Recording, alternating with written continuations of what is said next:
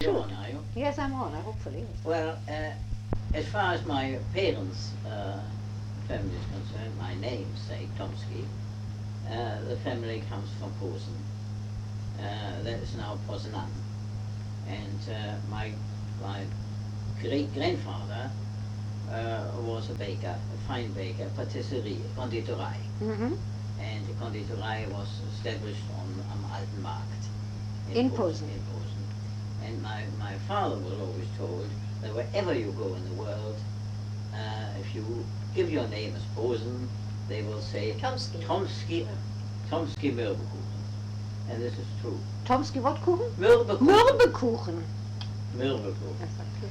So my grandfather, you see, had this conditorei, and he was not religiously inclined. I mean, he was Jewish, he didn't deny it, he kept up Judaism, so the other Jewish people didn't say he didn't. That was about all. And I know my father always used to say on Yom Kippur they used to go to synagogue, and they also went to synagogue on New Year. I think it was all. It was good enough for the whole of the year. Passover? No, no. For me, it's only Yom Kippur. No, New Year's. And they all used to go to the synagogue on Yom Kippur, my father said, and then at lunchtime they went across the woods, and behind there was a restaurant, and there they all met again, and they had their meal, you see. That was pretty well the whole attitude of Jews in the town of Posen. It was very different in the province of Posen, the countryside. In the countryside, you see, they were different Jews. I mean, you realize they were different, and frankly, you had not much to do with them. I know. You had not much to do with them. They lived in the countryside. They went from village to village. They bought and sold. That's what they did. And in the towns, especially at Posen, Posen was an imperial city and a Kaiserstadt. The Kaiser used to come once a year to Posen, and that was a great occasion to maneuvers, you see. So there was a great distinction between the two. My grandfather's... That's on your father's I'm side. only saying the father's side now. My grandfather family, there were one, two, three boys and two girls, 5 of them. That's right. And my father was not the oldest. The oldest one, as my father always used to say, something must have gone wrong. Black sheep. Black sheep in the family, and he was shipped off to America. You see? Where from the countryside, they all went to America. But one wouldn't leave one's country, Germany. I mean, my whole family was very nationalistic, monarchistic, and my father was the second one, and he studied pharmacy. And he went to Breslau, University of Breslau, and while he was at the University of Breslau, he was called home one day because his mother had died. Well, his mother had died because the doctor prescribed 10 times the dose of morphine. And the pharmacist didn't spot it, and she died. So this has been on my father's mind as well as my own, ever since. And we are particularly careful. Do you remember that period, that time? I was told. No, I was told. Then you see my father, you were listening to this too? Yes, yes. Then there was another brother there. He helped in the conditorei, and then there were the 2 sisters. The 2 sisters, they were married, properly married, in a nice Jewish family, not from province of Posen, and they were quite well-to-do. Well, in fact, one of them, Johanna Levi, was very well-to-do. They had a lovely villa outside Posen, and it has always been said that when the Kaiser came to Posen, nowhere could they find such a good bath. There's only bathtub, but the bathtub was taken from my uncles and taken to the Kaiser. Just for Just for- record's sake, that was when, roughly? Oh, that Uh, 1900. eight- 1900. So my father, this is on my father's side, you see. Uh, on the mother's side, they went Brombergs, weren't they? They're the Brombergs. Well, I don't know very much about them. The only thing I do know that my father had a very good friend, and that very good friend was a cousin of his. And that cousin of his had a son and a daughter. And I met the son. He was in a pram. No, he wasn't in the pram. He was in the cot. He was standing up in the cot. I met him. The daughter, I took not much notice of. He was younger. She was in the pram. I take notice of her now because she's my wife. So that's a relationship there. You see. Well, my father, you see, as I say, he went to university, he qualified as a pharmacist, and as it was usual, if you wanted to get on, you had to be a proprietor of a pharmacy, Apothekenbesitzer. Right. See? And when you became Apothekenbesitzer, you had to have money. And of course, the family was always there to help. Whatever it was, the family was always there in all situations. So my uncle gave them the money, and he could buy a pharmacy in Berlin. And he had the pharmacy in Berlin. Where? Schlesischen Bahnhof, Salzischen Station, which was a tough area. It was a King's Cross of Berlin. But my father, you see, didn't mind at all, because he was a bachelor, and he had a St. Bernard's dog, and he was very, very friendly with the police inspector. The police inspector was his great friend. They used to go out, they used to go to pubs and parties and so on. So my father was the lord of the manor in the district. He was a well-respected man, and he had this pharmacy. Then my father, you see, looked round, or somebody else looked round for a wife, and the wife was found. And now we come to this family of my mother. My family of my mother, I can go back about the same time, the great-grandfather. The great-grandfather, he went from village to village. He bought things and sold things, and he was very interested in herbs, curative herbs. Also in Germany. Also in Germany, yes. He was very interested in herbs, and he, it has been said, he was very good in knowing things and reading. He started to read. And, That would have... well, as I mentioned before, you see, the family always helped themselves. If some was relatively well off, they always used to help the others. And so when my great-grandmother went to Berlin, she always came back, and then they could always buy things, you know, bacon and so on. They could buy these things. They always used to buy bacon. Nobody was kosher. It doesn't exist. And then I was going on to my grandfather, didn't I? Well, my grandfather was going round, and he learned the trade, you see, by being apprenticed to various people, and it was mainly complained about. Yeah. Well, my grandmother was a very good needlewoman, and she worked for good money. And she also worked for local people, really high ups, you know, like a doctor, you know, and a clergyman and so on. She worked for them, and she helped to bring money into the household. But her brother, you see, again, where he got the money from, I don't know, but he went to Oxford, there's no doubt about it. And he got a degree from Oxford, and he was particularly interested in literature. He written a book on French literature, he written a book on Spanish literature, he written a book on English literature. He written lots and lots of books. And his name was? Professor Dr. Eduard Engel. Professor Dr. Eduard Engel. He lived in Bornem, near Potsdam.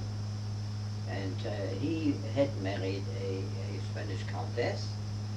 She was much older than he was, but she helped him, there's no doubt about it. She helped him, and later on when she died, he married a Fräulein von Kleist.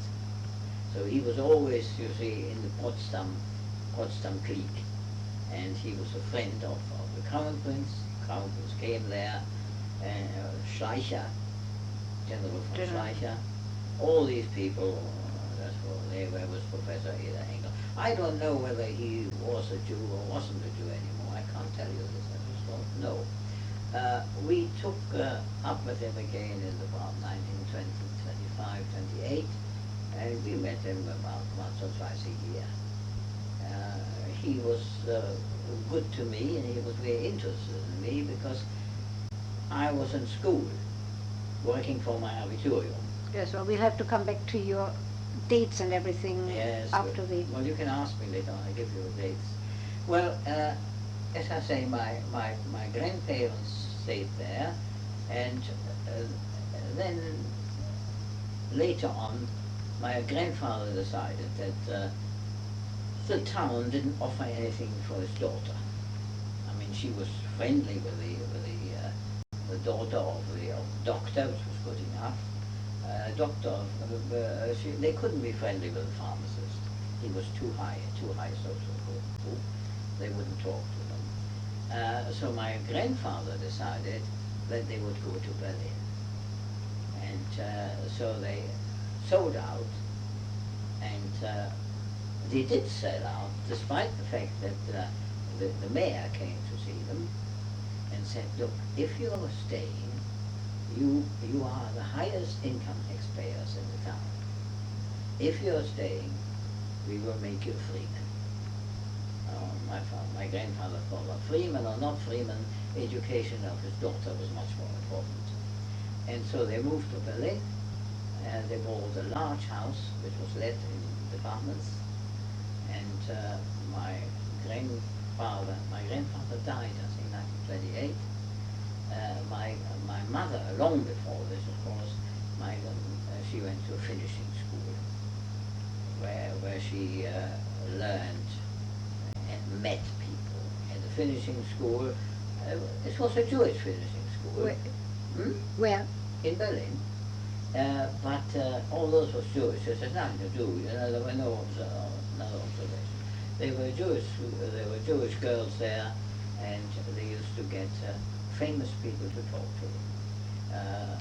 Herr von Gerlach used to come and talk to them, and Karl von Ossietzky, give indications, sort of thing.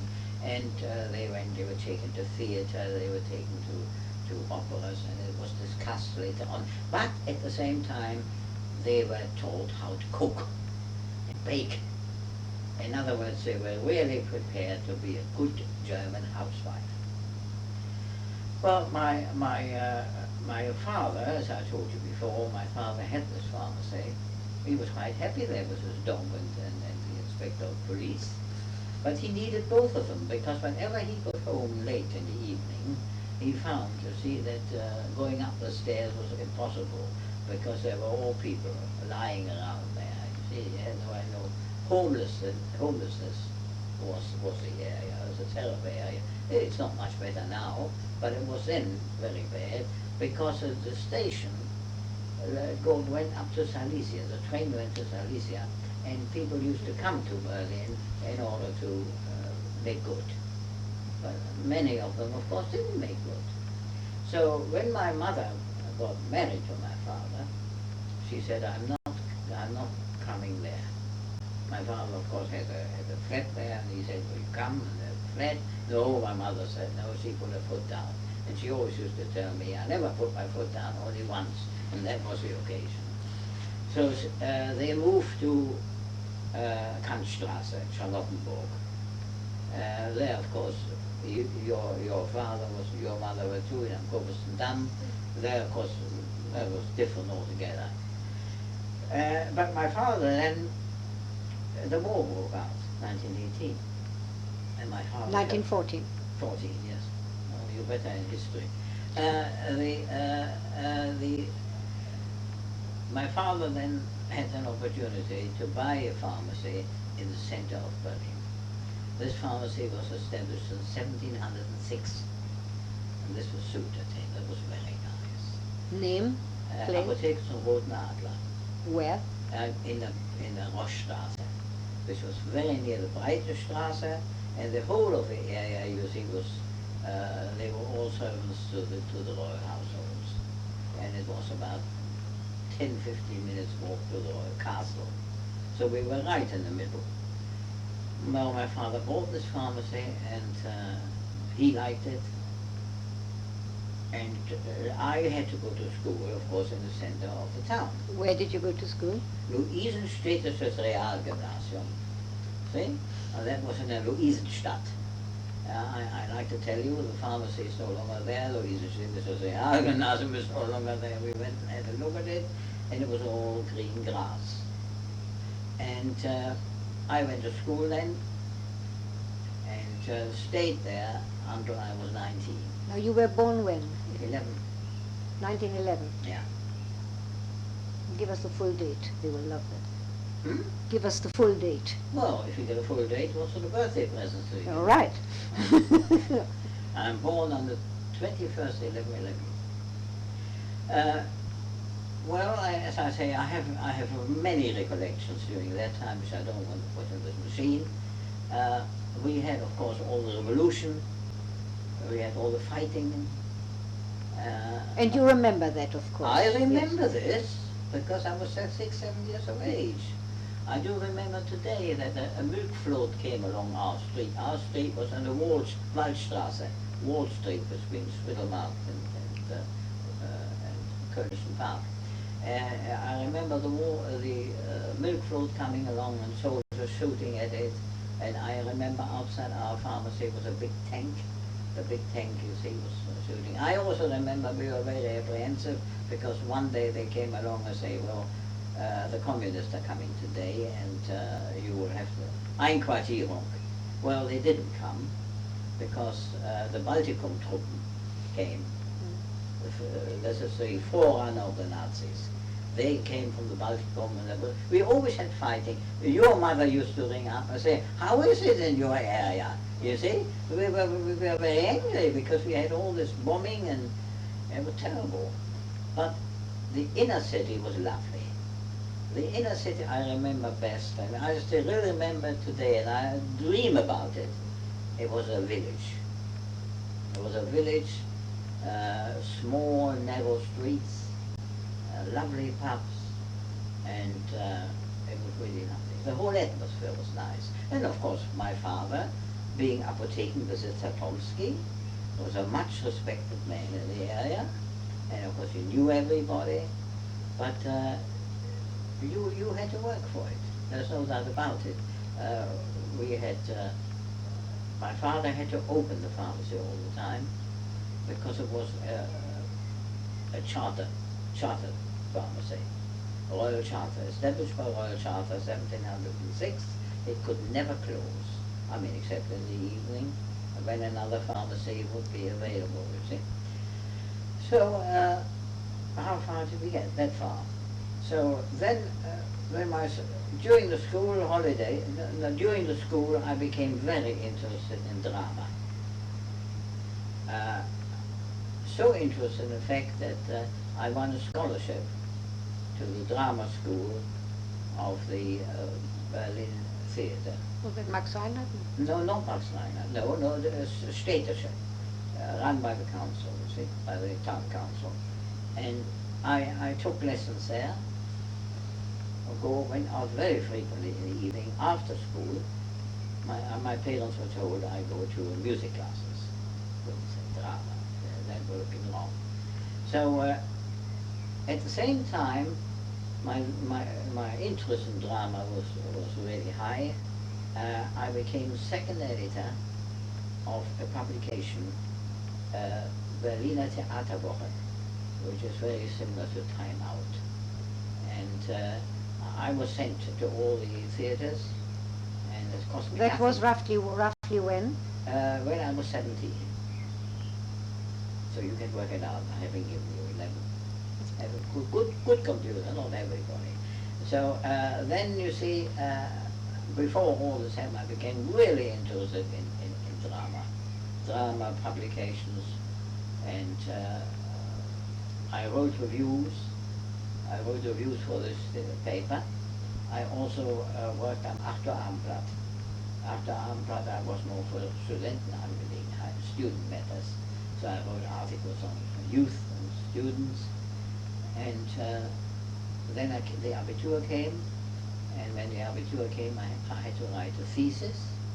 And of course the thesis was the Berlin theater of the present.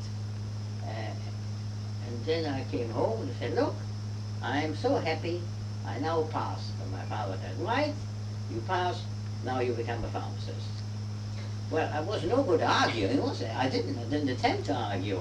I was interested in drama, but that was beside the point.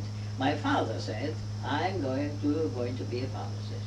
And this is precisely what has happened. I then went for 1 year to hospital, Rudolf Virchow Krankenhaus, and that was practical. And I went 1 year to Schweizer Apotheker, Friedrichstraße in Berlin, it was an international pharmacy. And I went to the university at Dahlem. All right?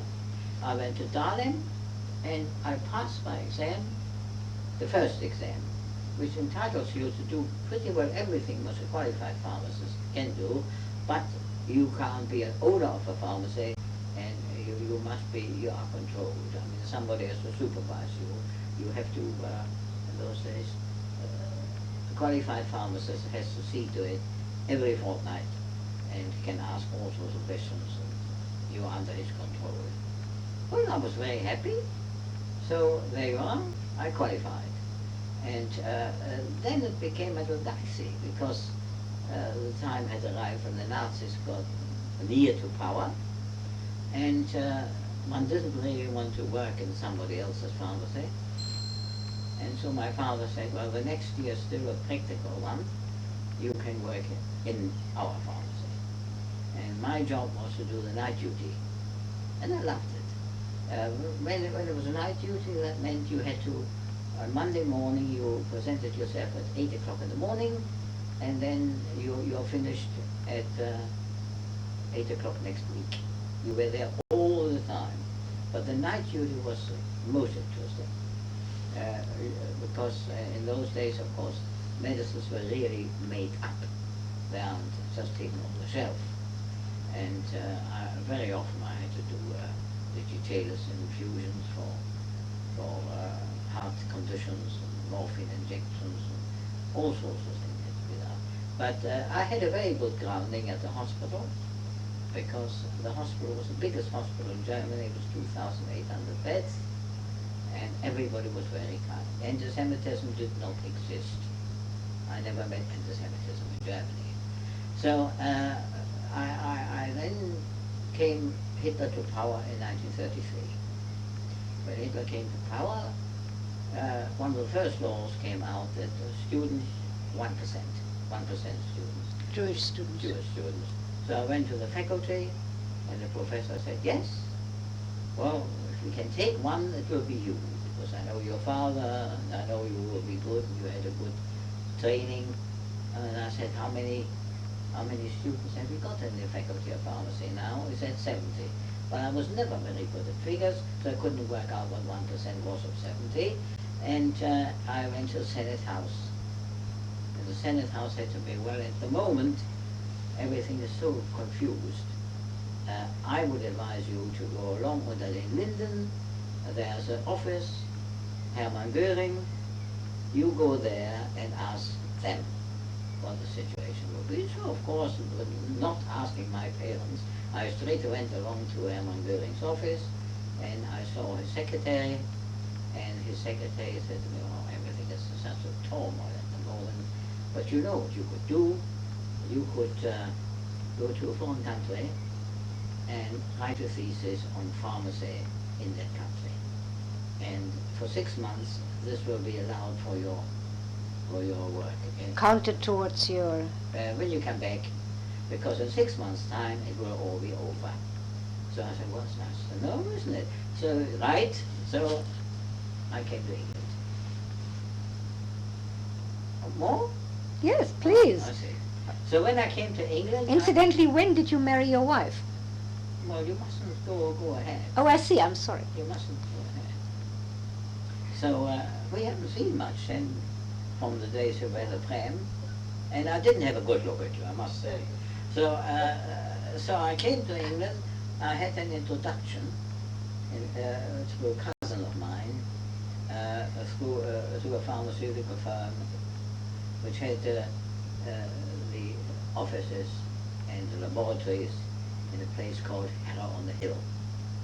So I went to Harrow on the Hill in 1933, and they said, yes, you carry on with your research. I make an office available to you. You can come to the office there and work if you want to. If you don't want to, you go out and... What was the name of the firm? Dementia Company. And no longer in existence. No companies are in existence anymore. All taken over. So I started to go around, visit various companies like May and Baker, Allen and Henry's, and then I met quite a number of people, including the Assistant Secretary of the Pharmaceutical Society, Mr. F.W. Adams, who lived in Hedgehog. And he said to me, look, I don't think this is going to finish in Germany. Don't you think it's a good idea if you could start again and qualify in this country? Because if you qualify in this country and you get on the register of pharmaceutical chemists, you would get permission to get you to work. Because I had no permission to work. The entry in this country was conditional upon the fact that you would never, ever work in this country. So paid or unpaid. I remember this very well.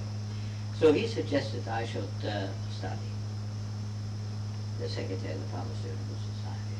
And so I started to study in 1933. And I went to 2 colleges in pharmacy. London College of Pharmacy was one of the last privately owned schools of pharmacy, and to Chelsea School of Pharmacy. And in 1935, I was qualified. Now, during the time, I worked pretty hard. I didn't have a lot of time, but there were also not many people there I could meet. Generally speaking, the Jewish community was not very helpful. The Jewish community, the people who were helpful were the Frankens and a number of people around the liberal synagogue in St. John's Wood. One was invited there to cultural evenings.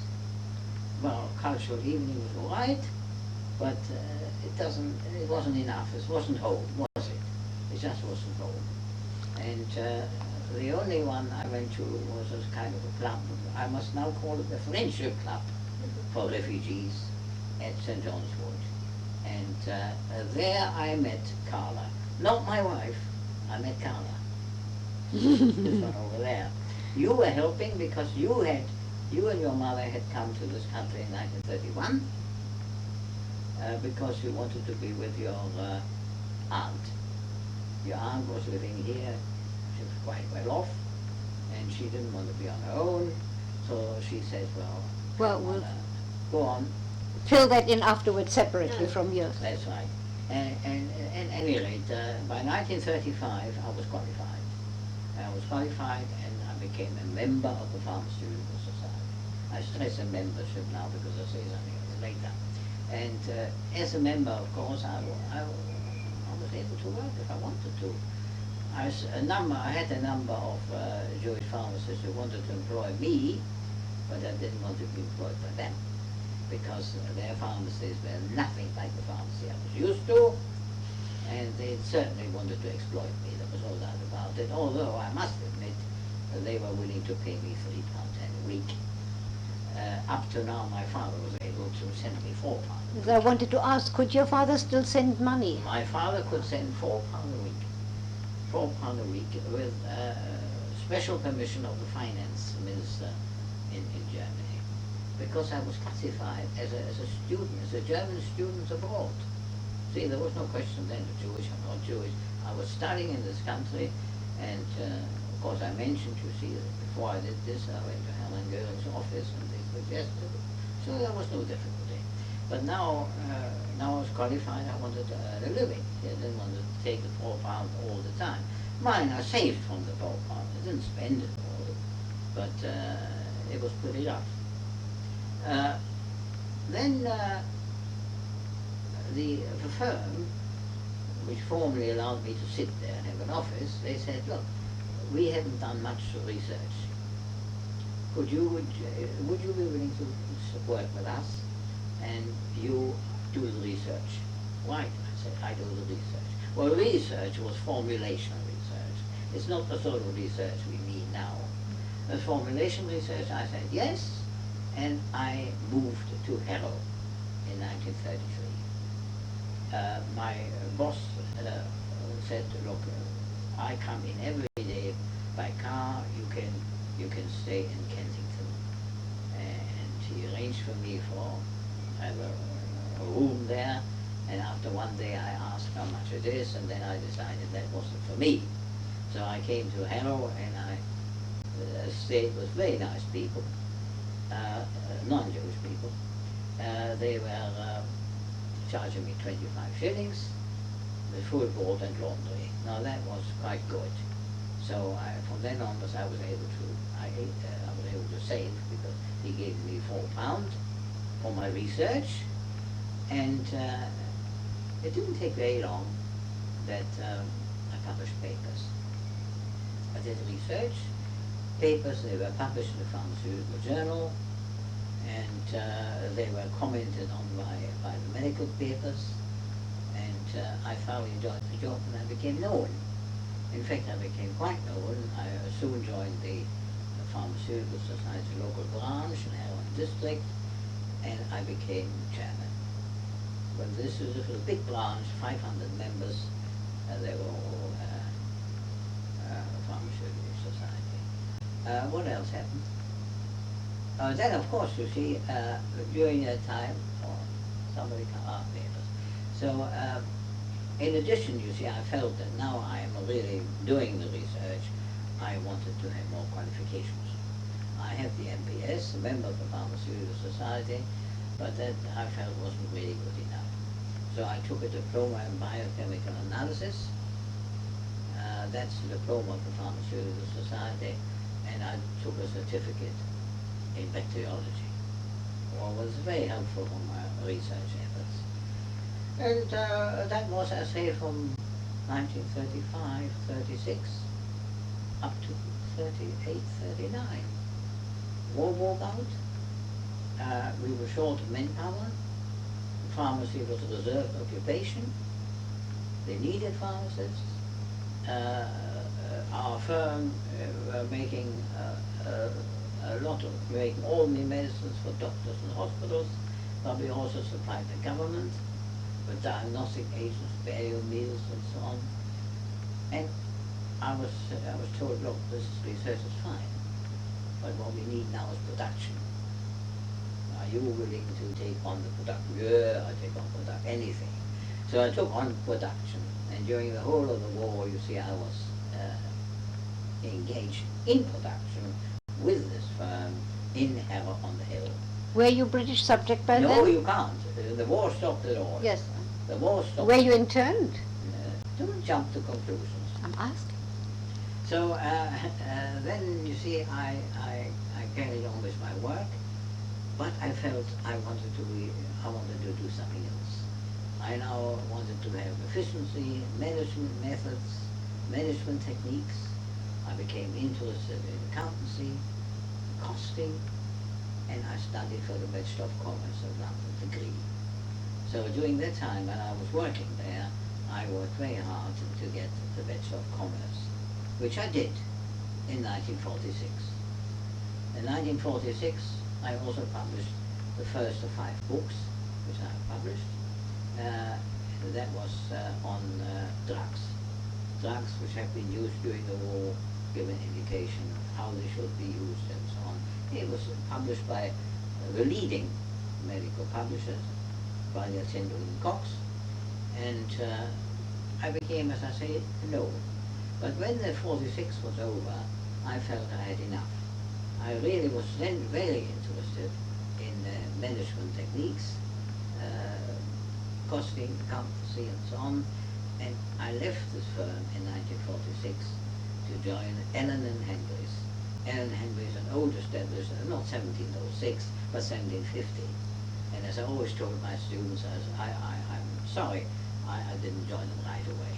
But it would have been better if I joined them right away, but I didn't. So I joined Allen Henry's as a technical advisor to the secretary.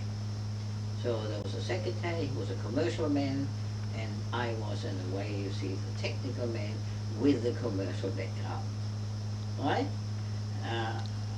And one of the first jobs I did there, introducing a new costing system, and I enjoyed it. But it wasn't very long when I was there.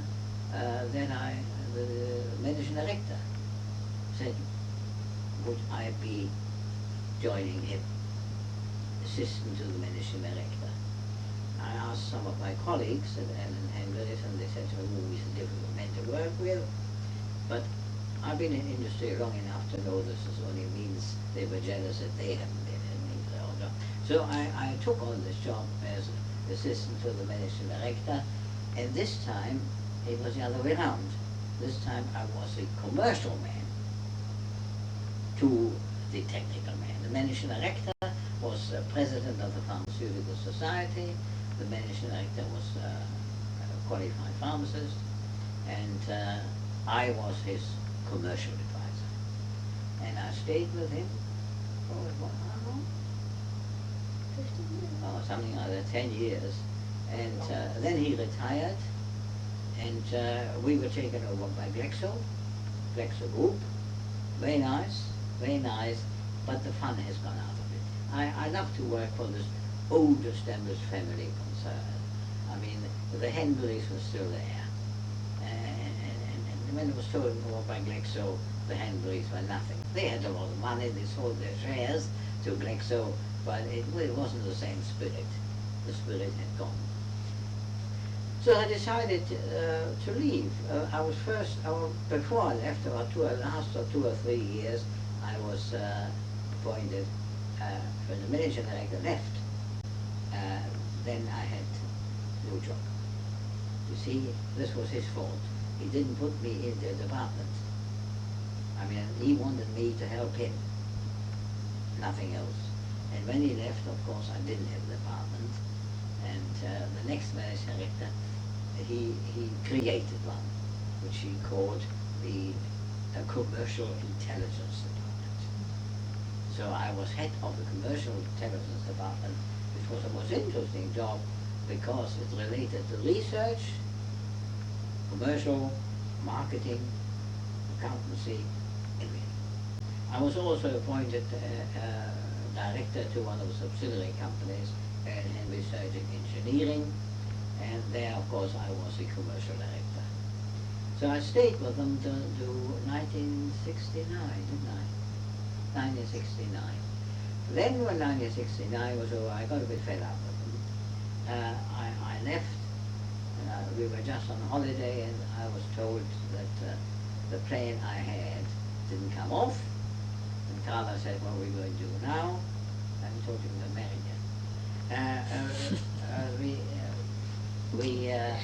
the plane hasn't come off, and I said to Carla, we don't mind. We booked for 3 weeks, we stay 3 weeks on holiday. I'm going to go back to London just because they don't want me anymore. Well, from then onwards, I was a consultant to pharmaceutical firms, French firms. I was consultant to market research firms, and what else? That's about all. And that was, of course, very good, because I then found out, you see, that when people employ you as a consultant, they will take your advice. Whereas if you work in a firm, they don't take your advice because other people are gunning against you. See? They didn't want you to succeed, they gunned against you, and that wasn't accepted. I had written any amount of reports. I wondered they had sufficient space in the door. They went in there and they stayed in there. Nothing was ever done.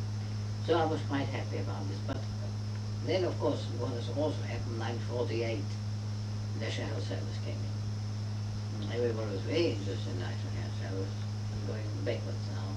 And in 1948, I was asked to go to America to speak on National Health Service, how it will affect pharmacy and so on. And I went to America, sailed to America, met her, got married in the registry office. Met her again? Met her again. This time in New York. In New York. New York. New York, and cancelled my appointment. I only gave two lectures in New York. I didn't give any in Detroit. I didn't give that was not necessary. So we got married in the registry office in New York. Well, that's what you were asking for. Then what happened then? Well, then of course during that time, you see, and partly at the time and in Cambridge already, I was lecturing in this country on pharmacy management topics. And in 1961, going back a little, in 1961, I was asked to go to University of Bradford, and they appointed me as a senior visiting lecturer, and I lectured to students at the University of Bradford. In fact, they once wanted me to come to Bradford and start a new department, and there was a possibility of a professorship. So I said to Carla, our children were born, they were here, they were in school, Northwood area, and Carla then said, she said, oh, they're keen, but of course if I go, she will go. We had to look at houses. Fortunately enough, government funds became short, and the university said to me, look, we can't employ you as a professor, but we will employ you as a senior lecturer, and I want you to run this department. And this department was known as the Pharmacy Practice Research Unit. Well, I was willing to go to Bradford as a professor. I was not willing to go as a lecturer. So we didn't go. See, I just had the lectureship, and under me, people could do their PhD, and one of these people who has done the PhD under me is, up to last year, was president of the Pharmaceutical Society. So I had a great influence on the future. That's 1961. 1961, I also started a magazine. 61, I started a magazine called Pharmacy Management, which was very successful. I ran it for 18 years, and I thoroughly enjoyed it, and I got a lot of requests to go overseas. I mean, when we started this, we came to, I had a request to speak on the radio, ITV and BBC, make no distinction between them, and I went lecturing abroad. The furthest I ever went to was Australia, but I went also to Nigeria, I went to Ghana, and European countries, Brussels, Norway, and so on. And in 1964, I wanted to establish something bigger than that, and I formed an institute, the Institute of Pharmacy Management, which is still in existence today, of which I'm the founder, and the idea was to promote the teaching of pharmacy management subjects at the universities and anywhere else. And now I think it becomes established. The schools of pharmacy are teaching it, and for the last 10 years I was teaching at Chelsea, London University, twice a week I went, didn't I? Twice a week. And it was very good. I enjoyed it. Well, what else have I got to say? As long as he can speak, he enjoys it. No, Yes. he's very, Well, I very finished- articulate. I finished up, you see, speaking to friendship clubs. But that, I'm afraid, is now too much for me. I get tired standing and get tired lecturing. So I had to turn down twice already. I had to turn down and say I can't do it anymore. I'm old and decrepit, and You I don't look at them. well, that's only the truth she gives me. That is the situation. One thing I'd like to ask you, Yes. were you an only child? Yes. You were an only child. Yes. And may I ask, your parents didn't come out of Germany? Oh, I'll tell you all about that. 1935, my father was told that as a Jew, he could still own the pharmacy, but he can't run it. So in other words, he had a manager and he was going to run it, and he very wisely said, he's going to pay me once. Second time he won't pay me anymore, will he? He will go to the Nazi organization and say, the bloody Jew wants his money, I don't want to pay him, and they will say, you're quite right, and they won't pay anymore. That was exactly the same time when I qualified. So I said to my parents, look, I'm qualified, I can work, you come over. And of course they sold the pharmacy at a third of the price, which was valued for income tax purposes. Then they had to pay Reichsfluchtsteuer. Reichsfluchtsteuer, and they got 15% out of that reduced. And they came to a place called Pinner. And there we lived. Because of my work for the Pharmaceutical Society, you see, I was, as I say, chairman of the local branch, and because of my teaching two universities, in 1967 I was made a fellow of the Pharmaceutical Society. That's an honorary thing. You don't work for it if you have worked a long time for the Pharmaceutical Society or your profession, you're made a fellow. So I am a fellow. I always tell us to Carl, I'm a fellow. Got a certificate, proving it. Yes, got a certificate for it. I just wanted to ask, you were not interned? The intern is very easy. All this area was a protected area. That's a pharmacy. Not Jewish pharmacy. It was a protected area. No foreigners were allowed to be in here, whether you were Swiss or... You mean this area No, here in Pinner. Harrow, Pinner?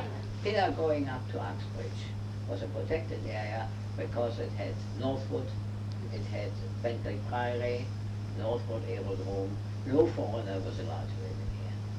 And when this came up very early, of course I was considered, and of course I could stay in here because I did work of national importance. So could my parents. So we were not pushed out of the area. The next thing came internment. Well, it never came to us because I was living here. I was German, of course, but I was never interned, which was a wonderful thing. I was also, as I always say, I was allowed to have a bicycle, and I was allowed to have road maps. Oh, wow. And so I spent most of my holidays cycling in this country, and there isn't a place I haven't been to. That's right. Right. There's one thing I have to ask you. Yes. They will be typing. They will transcribe this, and it'll be shown to you, and you can either delete or make corrections or addendum. But what about copyright? I mean, for the synagogue, it won't. Only I'm supposed to ask you. Yes. Will you give the synagogue copyright and that they can use this freely? That's no reason why we should. Right. Thank you very much. Yes. Well, how come you're involved in Northwood Pinner Liberal Synagogue? Well, because you see, Franklin's and Miss Montague, they had clubs for Germans to come. I mean, one could go there and we got tea and cake. And Carla. Carla was there because she came 31, she could speak English. So of course she was very helpful, she could also speak German. So she went around with cake and tea, and I met her again there, you see. And there, of course, you see, they said, well, I could join the Liberal Synagogue. So I joined the Liberal Synagogue, and so it was only once a year to go there, and it was a shilling return from Harrow, so it wasn't too bad, was it? So there, you see, we were in the synagogue. I was there in the synagogue. When my parents came, they said, well, your parents, of course, are Liberal Synagogue in Germany, so they can transfer over here. Or they can join the funeral fund, and oh, wonderful. So, of course, my parents joined the funeral fund. They never went, but they joined the funeral fund. And then later on, a synagogue was built in Wembley. Liberal Synagogue Wembley. That's nearer, isn't it? I don't have to wear, probably it's only a sixpence to go instead of a shilling. So I joined up in Wembley. And Carla, of course, is confirmed in childhood. When she was from 1931 to 30. We'll come to you in a minute. See? She was confirmed by Dr. Mattock. So, there you are. Well, you have got the link. Then you see we had our children, and yes, it was wrong for my liking. That's right, that's the way we speak. I know. Well, see, when I came over 33, it was a beginning. The people who came from Germany were lawyers. The vice president of police of Germany came. Students who couldn't continue their studies. All these people were financially supportable because they got money from Germany. And Montague and Franklin arranged evenings, cultural evenings. Well, that was there. And then you see the liberal synagogue had a club. And there you could go as SAT, you see. Well, of course I went there. Didn't give me anything. I didn't want to go. In the same way, you see, I got an invitation from Mrs. Carr of Paisley. So I said Bertram Jacobs' mother. Yeah. Mother-in-law. Yes. So I said to my landlady, "Do you know anybody called Carr? Paisley?" "Oh, yes.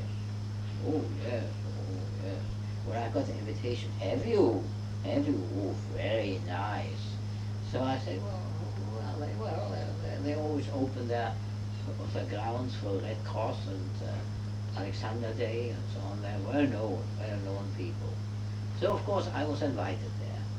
Well, it was very nice, but somehow it didn't give me anything. It wasn't like home.